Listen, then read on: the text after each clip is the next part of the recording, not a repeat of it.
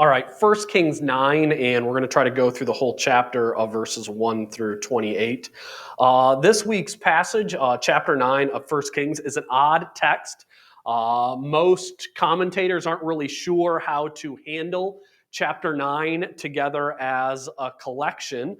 The editor of First Kings clearly seemed to bunch these 28 verses together, but it looks like these 28 verses come from 5 different portions of different texts that he pulled together to bring this collection of works in Solomon's kingdom. And it kind of escapes us as to why these 5 texts were brought together into one. Different pastors and teachers have different ideas as far as what would be the theme that draw these together. Dale Ralph Davis points out that the key word that comes up most often in the midst of these 28 verses is the word built. Built especially comes up in verse 1, 10, and 15, which are key transitional verses in these chapters. And so what we're looking at here is 5 passages that, based on differences in syntax and writing styles, is probably from 5 different original documents or source material that have been patched together in First Kings. And we always have to remember that when we're reading First and Second Kings, that this is a book that was compiled shortly after the destruction of Jerusalem. So when Kings, First and Second Kings, are brought together, and we're talking about hundreds of years after when Solomon actually reigned. So it looks like part of that piling this information together was they had multiple source documents, and they were picking what they felt like was the most important or impactful information to bring together. So what we have here are feature reports of the building program of Solomon's reign. But before we get to those points on his building program, we have another meeting that the Lord has with Solomon. He has words of blessing and warning for the king, and we start with an introduction in verses 1 through 3. And it came to pass, when Solomon had finished building the house of the Lord and the king's house, and all Solomon's desires which he wanted to do, that the Lord appeared to Solomon a second time, as he had to him at Gibeon. And the Lord said to him, I have heard your prayer and your supplication that you have made before me. I have consecrated this house which you have built to put my name there forever. And my eyes and my ear and my heart will be there perpetually. So this conversation between God and Solomon will end up being, I'll say, dripping with foreboding. To everyone who knows how kings will end, and it will end with the destruction of Jerusalem, we can see the groundwork of what will bring about that destruction again here in 1 Kings chapter 9. We see that first when we read that Solomon, all Solomon's desires, which he wanted to do. And in the end of verse 1, we have 2 different words for desire. Translated as desire and want, showing us that Solomon, in the second half of his reign as king of Israel, will allow his desires to direct his rule, the way that he reigns, and his desires will bring about the eventual downfall of the entire nation. But in spite of that, it didn't need to be that way. And I think there's another key about this passage. Things did not need to go down this path. God comes to Solomon at this really important moment right in the middle of Solomon's reign to show Solomon how he could avoid that fate and then walk with him. And it's rooted in Solomon's relationship with God, and overall God's relationship with all those who pray to his name. Notice how God focuses at the beginning of this conversation on what he has done and what he will do. God says, I have heard, I have consecrated, and then my eyes and my heart will be there. So God is saying at the very initial part here that he is committing himself to the needs of his people. Those people that he has set aside for his glory, and God is committing to keep his eyes on them forever. So this means that if there is a future fall in the house of David, if there's a fall with the temple, this won't be God's doing. because God has proved and promised his faithfulness. So that means that if there is a failure in Jerusalem, it will be a failure on the part of man. So let's remember that through all of our days, there is God's protection, his promises over his people, which should bind our hearts to him instead of allowing our eyes to wander toward evil and desires as it happened to Solomon. But the fall of Israel does not fall for blame on the shoulders of God, but on man. And then we come to God's call for Solomon and his sons to do their part. So God's going to keep his eye on Jerusalem, and this is what God wants Solomon and his sons to do. Now, if you walk before me as your father David walked, in integrity of heart and in uprightness, to do according to all that I have commanded you, and if you keep my statutes and my judgments, then I will establish the throne of your kingdom over Israel forever. As I promised David your father, saying, for you shall not fail to have a man on the throne of Israel. So these verses tell us that God's promise to be with his people is not a guarantee of future success for his people, because Solomon and his sons also need to do their part. They need to walk with integrity, and they need to walk with an upright heart as Solomon's father David did. And if you know about David's life, which most of us all know, both the good and the bad of David's life, you know that there's a lot of mercy and compassion in that statement.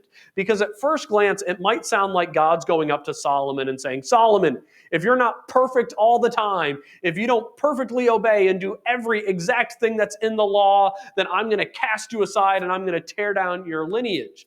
But when we see that walking in integrity is as David did, was David perfect?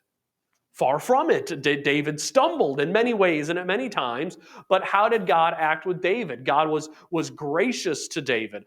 God forgave David. He provided compassion to him. So God isn't setting the standard here to Solomon. We're saying, if you want me to bless you and to be with Israel, you need to be perfect. But instead, God's saying to Solomon, I need you to have an overall integrity of commitment to me. Don't go after the other gods. Instead, be like David, and David will never abandon you or your sons. And there's even a deeper mercy here to know that Solomon's sons, what is going to happen to them in the future? They are going to fail entirely. They're going to fail entirely so bad that there will be a long time period when there will be no son of David to sit on the throne of Jerusalem. Yet even though Israel will go hundreds of years without a son of David sitting on the throne of Israel, God can still faithfully and with integrity say that he will never fail to have a man to sit on that throne. Because the ultimate fulfillment of having a man sit on the throne in Jerusalem, the throne of David, is Jesus Christ. And God will provide grace and provision for his people through the final son of David, that is Jesus. So there's this wonderful balance in what God comes to Solomon, and God says to Solomon, if you want to experience the joy of the Lord, what do we need you to do, Solomon? You need to walk with the Lord if you want to experience his joy. And if you fail to walk with the Lord, what will be the result of that? It'll be the opposite of joy. You'll have sorrow, you'll have failure, you'll have pain. Evil will come into your life. But even though we stumble like David in our walk, God will be gracious to draw us back. And even when we fall so deep that God takes away every earthly blessing from our lives, we aren't experiencing the promises today. Like if you look at Israel, God took their land, God took their freedom, God took their prosperity and more. But even though they lost all of that because they didn't walk with God in integrity, what did God still do? He remained faithful to his promise because he sent Jesus to sit on the throne of David. So we have this wonderful balance here of, one, the importance of walking with fellowship with God. What happens if we walk in fellowship with God? We'll receive joy. We'll receive blessing. We'll receive peace. And we see the importance of Israel walking in fellowship with God. Israel did not need to be in the state that they were in under the thumb of Gentile nations at the time when Christ came in the flesh. They could have experienced blessing. But we see how God is faithful to his word and gracious beyond what we could ever hope through the promises that we receive in the coming of Jesus Christ. So there's this wonderful balance, I feel like, in these first 5 verses of 1 Kings 9, where we have this call to be faithful. We're reminded of the blessings of being faithful with God, his grace and compassion, but we're even able to see that when we stumble, when we mess up, God will never fail with regard to the promises of his word. And then in verses 6 through 9, and this is really rooted in God's covenant through Moses of the warning of exile that will come on the nation of Israel for their sins.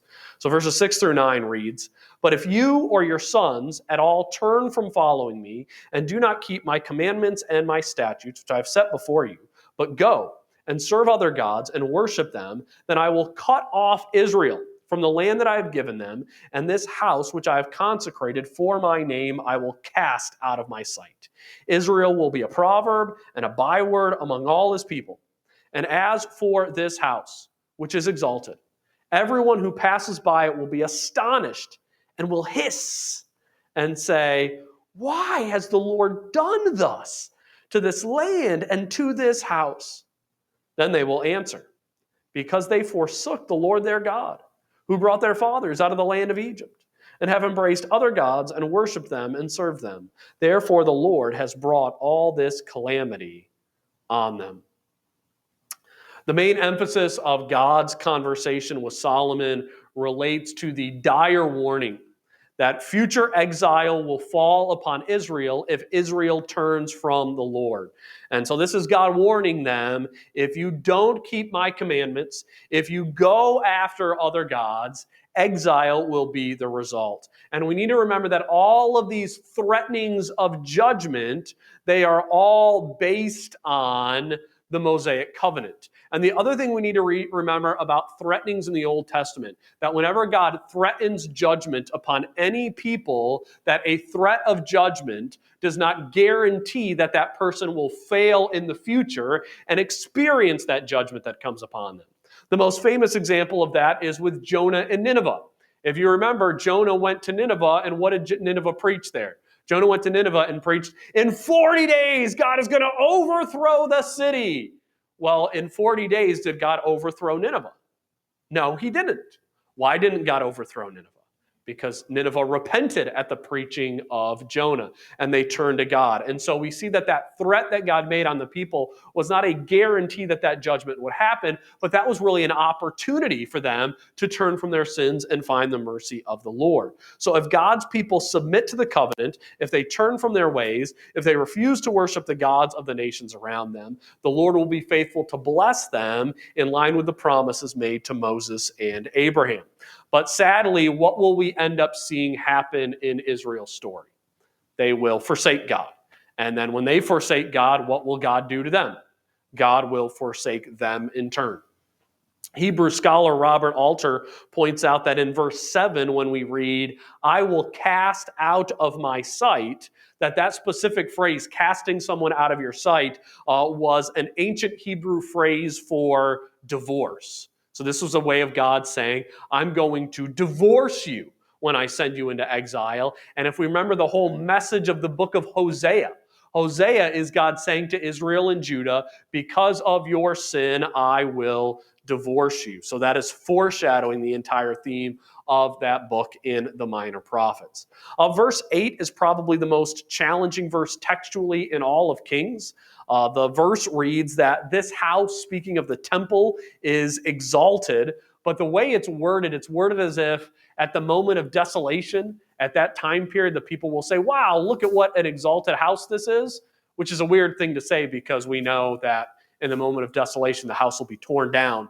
So it's a little confusing as to what it might actually be saying, but there's another Hebrew word that sounds so much like exalted that it could also sound like the word for corruption. And so maybe that was originally meant to be this temple is corrupted instead of saying exalted, but we're not sure. So there's a couple of different ways that you could go. Is this an exalted house that's going to be destroyed? Or is he saying this is a corrupted house that people are looking at and see that it is destructive? But verse 8 there is tough in the passage. But there's another reminder with that we should not be jealous of those who build large, beautiful churches. I don't know about you. I do always, my jaw drops a little bit whenever I walk into one of those churches with the huge cathedrals and all the beautiful stained glass windows. And I'm like, oh, I love to see that. And it is aesthetically pleasing.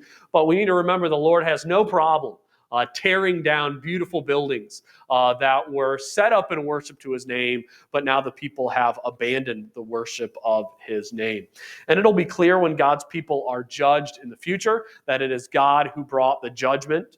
The major and minor prophets both will make it clear that God sent Assyria, God sent Babylon to judge Israel on account of their own sin.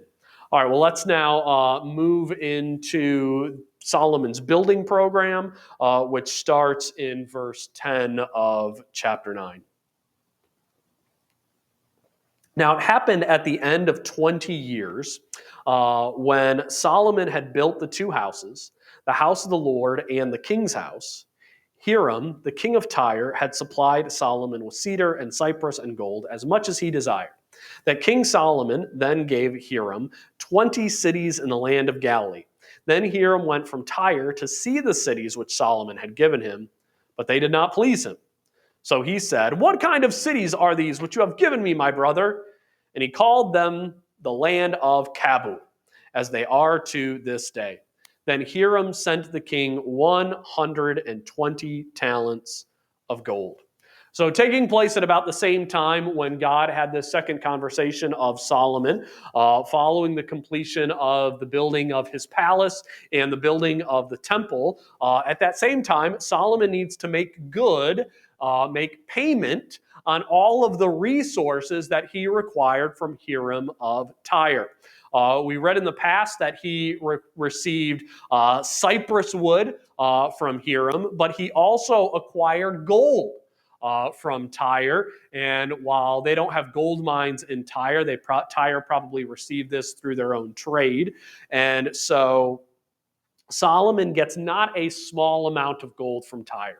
We read that he gets 120 talents of gold from Hiram, which equals out to anywhere from 9,000 to 15,000 pounds of gold. That's a lot of gold. And just an incredible amount used in the building of the palace and the temple. And so Solomon owed Hiram more than the wheat and oil that he initially promised to pay him in order to get all of this cypress wood and all of this gold. So beyond the wheat and the oil that he paid, he needed to give more to Hiram.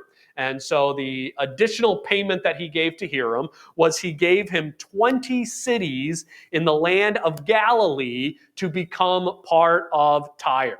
So he was like, here, these cities that are in my kingdom, they will be now your cities, and they will be payment for that gold. Well, Hiram sees these cities, and he is not impressed by these 20 cities of Galilee. He calls them Kabul. Now, there is an ancient area named Kabul, which probably isn't referring to these cities because that area is not in Galilee. But the word Kabul is a word that sounds very similar to the word chain. So Hiram was probably saying, these cities, you gave them to me as payment, but they're going to be a drain on my kingdom. They're going to weigh me down like chains, and so I don't even want them. So he kind of looks at disgust at these cities of Galilee that were given to him as payment.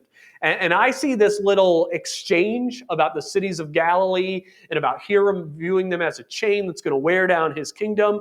I believe this is actually foreshadowing the coming of Jesus Christ and the lowliness of Jesus' ministry. Because Jesus will begin his ministry in Galilee, in the region of Zebulun and Naphtali. This is the same region that Hiram will call Kabul, that is a chain and a burden. So Jesus, in his public ministry, will go to the people who were viewed as just a burden on everyone else. chained, the rednecks, the hicks, and Jesus will go to those people and bring them the light and the life of the gospel. And then following this exchange with Hiram and Solomon, we have the record of Solomon's labor and the city that was built with his labor in verses 15 through 24. And this is the reason for the labor force which Solomon raised to build the house of the Lord and his own house, the Millo, the wall of Jerusalem, Hazor, Megiddo, and Gezer.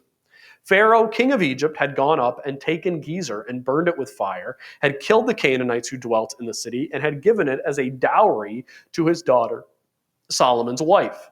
And Solomon built Gezer, Lower Beth Hor, Baalath, Tadmor in the wilderness, in the land of Judah. All the storage cities that Solomon had, cities for his chariots and cities for his cavalry, and whatever Solomon desired to build in Jerusalem, in Lebanon, and in all the land of his dominion. All the people who were left of the Amorites, the Hittites, the Perizzites, the Hivites, and Jebusites, who were not of the children of Israel, that is, their descendants who were left in the land after them, whom the children of Israel had not been able to destroy completely. From these Solomon raised forced labor, as it is to this day. But of the children of Israel, Solomon made no forced laborers, because they were men of war and his servants, his officers, his captains, commanders of his chariots, and his cavalry. Others were chiefs of the officials, who were over Solomon's work, 550, who ruled over the people who did the work. But Pharaoh's daughter came up from the city of David to her house, which Solomon had built for her. Then he built the Millo. So we read here that Solomon used forced labor. Today we would use the word slaves. He used slaves from the nations of the Amorites, the Hittites, the Perizzites, the Hivites, and the Jebusites to build the following cities: Gezer, Lower Beth Horon, Baalath, Tadmor, Millo, along with other unnamed storage cities stretching as far as the land of Lebanon. Now, we read in the passage that there were 550 overseers for this forced labor work, which would have led to a massive collection of forced laborers or slaves. It would have been workers that would number to an estimated amount of about 35,000. So based on ancient practices of how many people you would have a foreman overseeing, if you have 550 overseers, you would probably have a labor force of about 350,000. And while we look at the practice of slavery and we see it in all of its faults, I would never encourage slavery. I would never promote it in any way. We just need to remember that this is how the world was run until 200 years ago. Like 200, even 300 years ago, this is just how the world was run. People had slavery. It was a normal course of life. And life was hard. And we should not judge those who lived in the midst of those hard times. Now, the cities that were mentioned in verse 17 were cities that were located along the major trade routes that passed through Israel and Judea at that time period. So one thing that Solomon was probably working to do during this period of time was to build up populated city areas, areas with walls that would lead to safe travel throughout the land of Israel, which would make trade faster, more effective, which probably led to a lot of the wealth that occurred during that time period. And then it's really hard to know what's to make with that reference to Pharaoh's daughter in verse 24. And at that time period, her coming up to the city of David. It's just kind of weird that it's included at that point in that passage. It's almost like there should be more there that we don't have and don't have the details around it. But then we have the next sort of brief passage from another work that pulls in at this time period, and that's about the worship that took place in Solomon's reign in verse 25. Now, 3 times a year, Solomon offered burnt offerings and peace offerings on the altar which he had built for the Lord. And he burned incense with them on the altar that was before the Lord. So he finished the temple. So notice we have 10 verses given to Solomon's building program, and we have 1 verse that is given to Solomon instituting the festivals that they were to celebrate at that time period, probably showing some of the off-base focus that Solomon had in the second half of his reign. We read about three major feasts that took place during the reign of Solomon. These three feasts most likely would have been Passover, Pentecost, and Tabernacle. And it is noteworthy that Solomon celebrated these three feasts throughout his entire reign, because what we're going to end up seeing going through the period of all of the kings is that there will be time periods where none of these feasts were celebrated at all. I don't know about you, but it's always surprising to me when I'm reading the Old Testament and it looks like they haven't been celebrating any of the feasts for years. And I'm always like, what are you guys doing? Like, how did you drop off celebrating these feasts altogether?